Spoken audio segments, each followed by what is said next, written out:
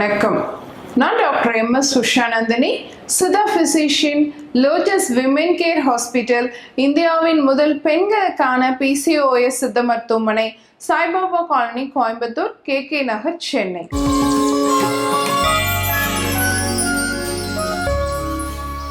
இனிய வேண்ட நிகழ்ச்சியில தொடர்ந்து நம்ம பெண்கள் சார்ந்த பல ஆரோக்கிய குறிப்புகளை பார்த்துட்டு வருங்க.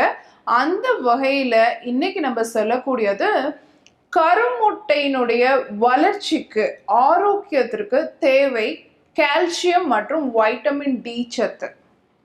இது எப்படி அதை நம்ம உடல்ல சேர்றதுக்கு என்ன பண்ணணும் அதை தான் இன்னைக்கு நம்ம பார்க்க போறோம். ஸோ ஒன்று நம்ம செல் சிக்னலிங் அப்படின்னு ஒன்று இருக்கு இல்லையா. இப்போ ஒரு செல்லுல இருந்து இன்னொரு செல்லுக்கு தேவையான சமிக்கைகள் சிக்னல்ஸ் ப்ராப்பரா டிரான்ஸ்ஃபர் ஆனாதான் ஒவ்வொரு செல்லுமே ஆரோக்கியமாக அடுத்தடுத்த வேலைகளை செய்ய முடியும். அதே மாதிரி தான் நம்மளுடைய கருமுட்டை செல்களும் ஆரோக்கியமா வேலை செய்யணும் அப்படின்னு வச்சுக்கோங்களேன். அதுக்கு கண்டிப்பா கால்சியம் சத்து நம்ம ரத்தத்துல இருக்கணும். அடுத்து ஃபாலிகுலர் growth, கருமுட்டையினுடைய வளர்ச்சி. கருமுட்டை கண்டிப்பாக கால்சியம் சத்து இல்லை அப்படின்னு சொன்னா அதனுடைய வளர்ச்சி தடைப்படும்.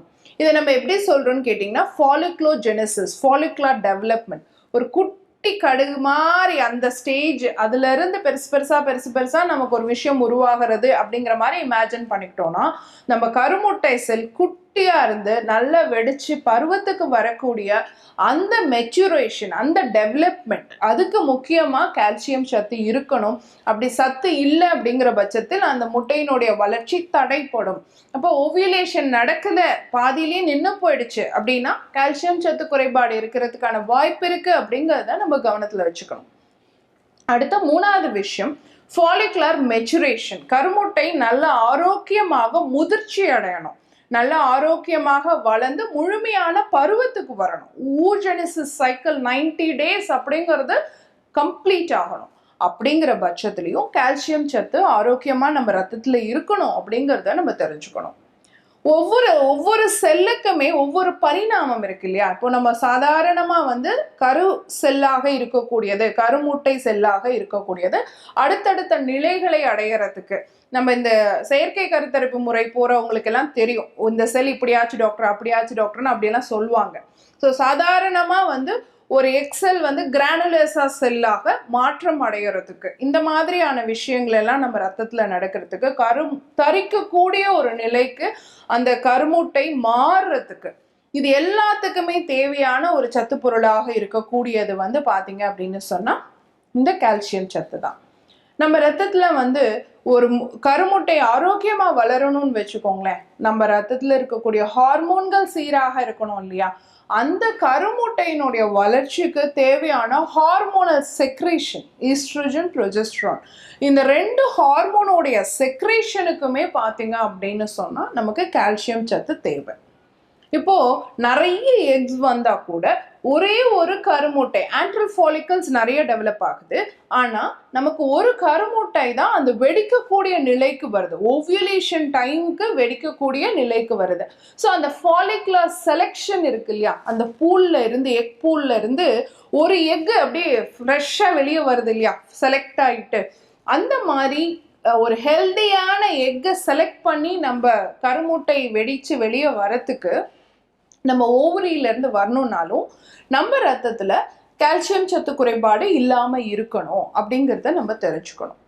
அதே மாதிரி நம்ம ரத்தத்துல அந்த கால்சியம் சத்து முழுமையா சேரணும், பாஸ்பரஸ் சத்து முழுமையா சேரணும், நம்ம சாப்பிடக்கூடிய உணவுல இருக்கிறத முழுமையா சேரணும் அப்படின்னா நம்ம உடல்ல ப்ராப்பரா வைட்டமின் டி சிந்தசிஸ் நடக்கணும். விட்டமின் டி சத்து நம்ம ரத்தத்துல உற்பத்தி ஆகணும். அப்பதான் நான் இப்ப சொன்ன எல்லா கால்சியம் சார்ந்த விஷயங்களும் ஆரோக்கியமா நடக்கும்.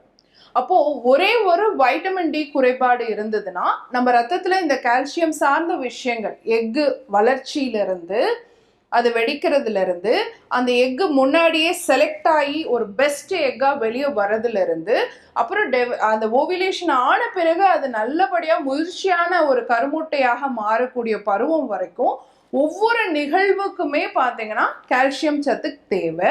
அந்த கால்சியம் சத்து ரத்தத்துல முழுமையாக உறிஞ்சப்படுறதுக்கு வைட்டமின் டி சத்து தேவை.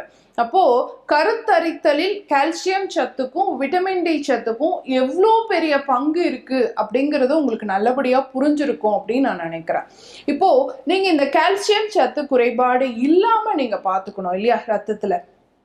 அப்ப என்ன பண்ணலாம்? அது கருவுறுதலை டிஸ்டர்ப் பண்ணாம இருக்கணும். இப்ப பிரண்டை மாதிரியான விஷயங்கள் எடுக்கிறத நம்ம யூஸ்வலா கருத்தரித்தல்ல இருக்கக்கூடிய பெண்களை கருத்தரிக்கணும்னு நினைக்கக்கூடிய பெண்களை நம்ம அவாய்ட் பண்ண சொல்றோம்.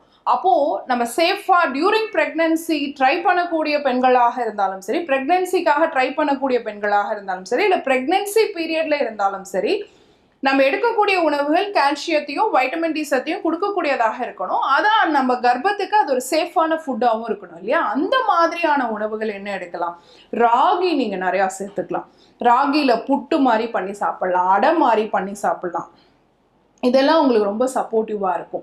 அடுத்து பார்த்தீங்கன்னா முருங்கைக்கீரை நீங்க நிறைய சேர்த்துக்கலாம். சூப் மாதிரியும் எடுத்துக்கலாம், அல்லது பருப்பு போட்டு கடைஞ்சி நீங்க எடுத்துக்கலாம், சாம்பார் மாதிரியும் வச்சு சாப்பிடலாம். இதெல்லாம் உங்களுடைய கால்சியம் சத்தை என்ஹான்ஸ் பண்ணி கொடுக்கக்கூடியதாக இருக்கும். பழங்கள்ல பார்த்தீங்கன்னா கொய்யா பழம் நீங்க அதிகமா சாப்பிடலாம். அதுவுமே உங்களுக்கு ஃபோலிக் ஆசிட் நிறைந்ததாகவும் இருக்கும், கால்சியம் சத்து நிரம்ப பெற்றதாகவும் இருக்கும். நிறைய நட்ஸ், சீட்ஸ் இதெல்லாம் நீங்க எடுத்துக்கலாம். கூடவே நீங்க யூஸ் பண்ணக்கூடிய எண்ணெய் செக்கில் ஆட்டின நல்லெண்ணெய், கடலெண்ணெய், தேங்காய் எண்ணெய், இந்த மாதிரியான விஷயங்கள், சுத்தமான பசும் நெய், இதெல்லாம் நீங்க பயன்படுத்தலாம். இதெல்லாம் பயன்படுத்தும் பொழுது வைட்டமின் டி சத்து குறைபாடு ஓரளவுக்கு நம்ம சரி செஞ்சுக்க முடியும். நீங்க அசைவ பிரியர்களாக இருக்கும் பட்சத்துல சிறுமீன் வகைகள், நாட்டுக்கோழி முட்டை இதெல்லாம் நீங்க எடுத்துக்கிட்டீங்க அப்படின்னு சொன்னாலும் உங்களால வைட்டமின் டி சத்து குறைபாடு ஓரளவுக்கு நீங்க பேலன்ஸ் பண்ண முடியும். இது கூட சூரிய ஒளியில கண்டிப்பா morning 1/2 an hour, evening 1/2 an hour ஒரு மைல்ட் வாக் போயிட்டு வாங்க. இதெல்லாம் நீங்க கரெக்டா பண்ணீங்க அப்படின்னு சொன்னா கண்டிப்பா உங்க ரத்தத்துல கால்சியம் சத்து குறைபாடு அப்படிங்கிறதும் இருக்காது. உங்க கருமுட்டையினுடைய வளர்ச்சியும் சீராக இருக்கும். பயன்படுத்தி பாருங்க. இதே மாதிரி இன்னொரு ஆரோக்கிய குறிப்போட நான் உங்களை சந்திக்கிறேன். இயற்கையோடு இணைவோம், ஆரோக்கியமாக இருப்போம், ஆனந்தமாக வாழ்வோம். நன்றி, வணக்கம்.